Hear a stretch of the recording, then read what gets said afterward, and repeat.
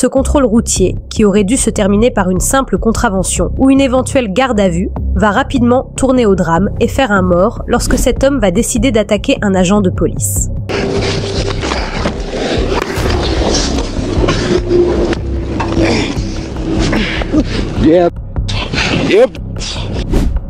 Le matin du 16 octobre 2023, l'agent de police Buck William Aldridge tente d'arrêter un véhicule pour excès de vitesse. Le conducteur roulait à plus de 160 km/h sur une zone limitée à 110. Cependant, ce conducteur n'est pas n'importe qui. C'est un ancien prisonnier qui vient tout juste d'être exonéré après avoir passé 16 ans en prison pour un crime qu'il n'a pas commis. Et sa rencontre avec l'agent de police va tragiquement lui être fatale. Step out! Get out! Get out! Put your hands back here. I ain't doing shit. Put your damn hands back here. Who are you? Staff Sergeant Aldridge, Sheriff's Office. My name is Wade. I don't care. Step to the rear of this vehicle. In the name of who? In the name of the law of the state of Georgia. Step back here now or you're getting tased.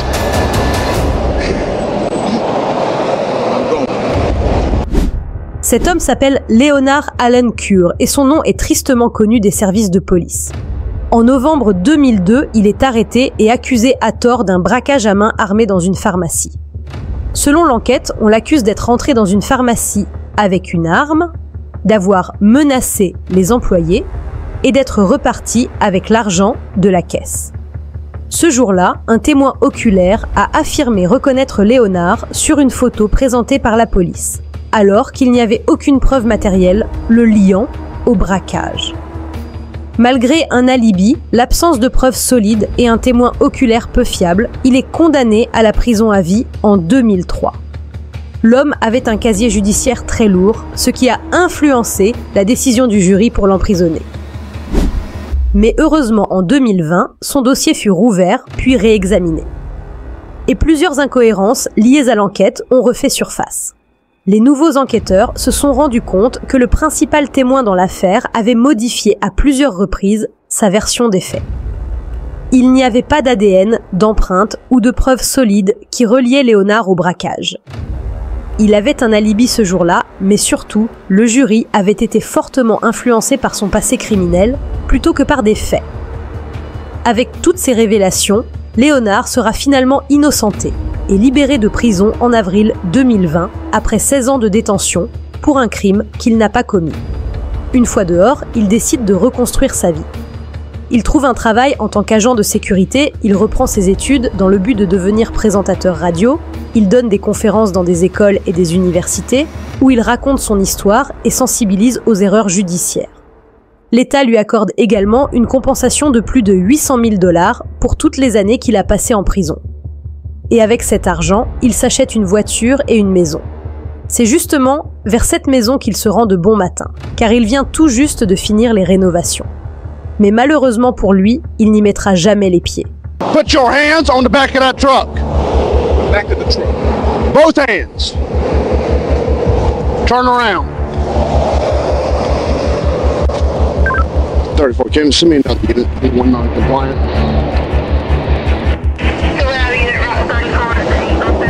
Your name is Officer who? Staff Sergeant Aldridge with the Camden County Sheriff's Office. Who county? Camden County. Put your hand behind your back. Do I have a warrant? Wait, no.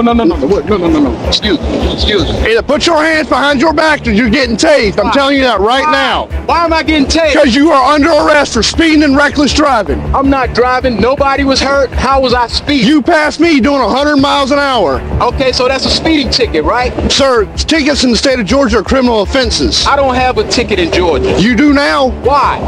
You passed me doing 100 miles an hour. And what? Am I going? Hands behind your back. Yes, you are going to jail. Hands behind your back. Put your hands behind your back.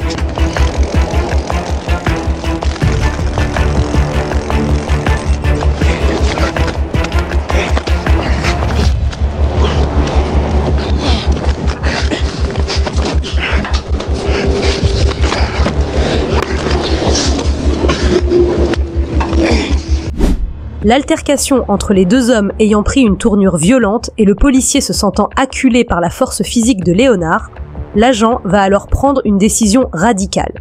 Il va sortir son arme et il va tirer sur Léonard à bout portant pour se libérer. Yep. Yep.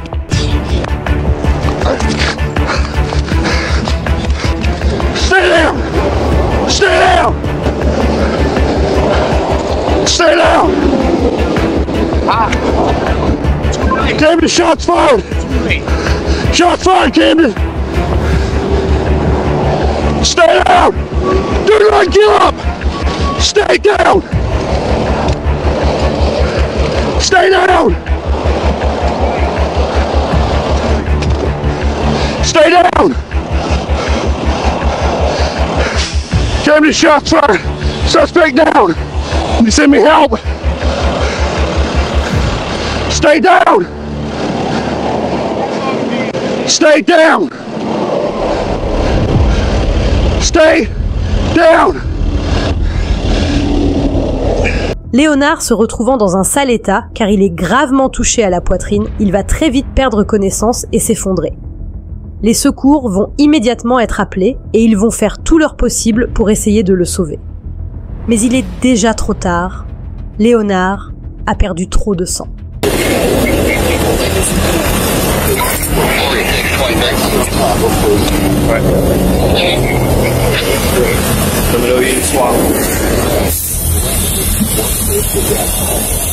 First best start CPR.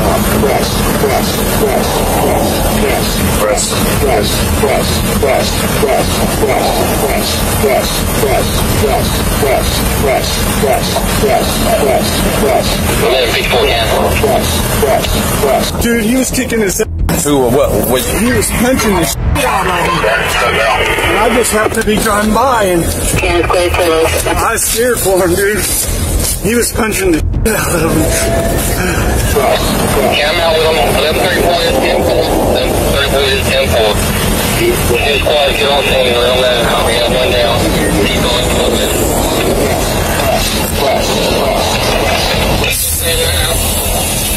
Got a lot of blood loss.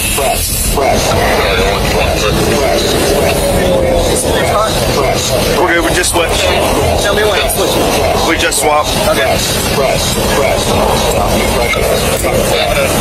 We don't have breath.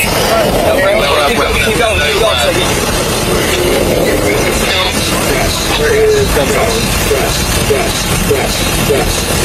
Malheureusement, malgré tous les efforts des secours pour essayer de le réanimer, Léonard ne va pas survivre à sa blessure. Il sera déclaré mort sur les lieux quelque temps plus tard. L'agent William, quant à lui, reste inconsolable. You're good. Get up. Come on. Get up. Hey.